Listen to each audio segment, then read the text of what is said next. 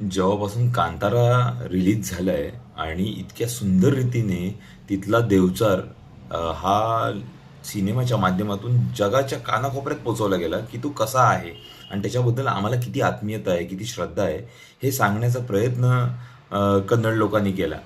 आणि इकडे मराठी सिने इंडस्ट्रीत काय चालू आहे, तर ही चढाओढ चालू आहे की आम्ही कसे प्रसिद्धीच्या झोतात येऊ, आम्ही बनवलेला सिनेमा जो देवखेळे दाखवेल तो कसा मोठा होईल, आम्ही किती वेगळ्या पद्धतीने ते मांडण्याचा प्रयत्न करतोय, किती जबरदस्त लेवलचा ही सिरीज जी आहे ती चालणार आहे, असला प्रयत्न दिसतोय. अरे तुम्हाला देवखेळे आधी काय आहेत हे माहिती आहे का? आत्ता ह्या रील किंवा सोशल मीडियाच्या माध्यमातून गुहागरमध्ये चालणारा देवखेळ्यांचा जो एक लोककलेची जी एक परंपरा आहे ती सगळीकडे प्रसिद्ध झाली. शंकासूर सगळ्यांना हवाहवासा वाटायला लागला. ते बघण्यासाठी लोक गुहागरला गर्दी करायला लागले प्रत्येक शिमग्यात. आणि आज तुम्ही त्याची एक सिरीज बनवली देवखेळे नावाची. त्याच्यामध्ये तुमचे वाक्य काय आहेत की शंकासूर गेली 15 वर्ष पाप्यांचा नाश करतोय. कशा पद्धतीनं दाखवते तुम्ही आमचा देव? अरे आमच्या देवांचा जर का तुम्ही असा अपमान करणार असाल ना तो आम्ही कधीच सहन करणार नाही. म्हणजे तुमच्या त्या ओ टी टी प्लॅटफॉर्मवर ती सिरीज येण्यासाठी आणि तिची प्रसिद्धी करण्यासाठी तुम्ही शंकासुराचं पोस्टर लावताय रिक्षाच्या मागे.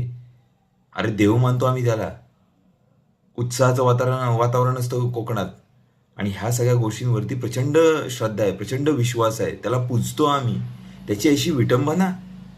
आणि का करायची ती विटंबना? काय झालंय काय तुम्हाला? तुमची क्वालिटी गेली आहे कुठे? कशाला लोकांना कॉपी करताय? कशाला नको त्या गोष्टी मांडताय?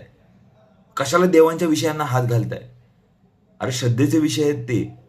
ते जर का असे चव्हाट्यावर मांडलेत ना, त्याची विकृती केलीत, तर कोकणकर कधीच तुम्हाला माफ करणार नाहीत. आणि स्पेसिफिकली ग्वाघरातली लोकं तर तुम्हाला कधीही माफ करणार नाहीत. झी 5 या ओ टी टी प्लॅटफॉर्मवरती आम्ही खरंच त्याचा निषेध व्यक्त करतो आणि त्याला बॉयकॉट करतो किंवा त्याला बंद करण्याची मागणी करतो की कोणीही पाहू नका देवखेळी ही सिरीज. अजिबात त्याचा निषेध व्यक्त करा.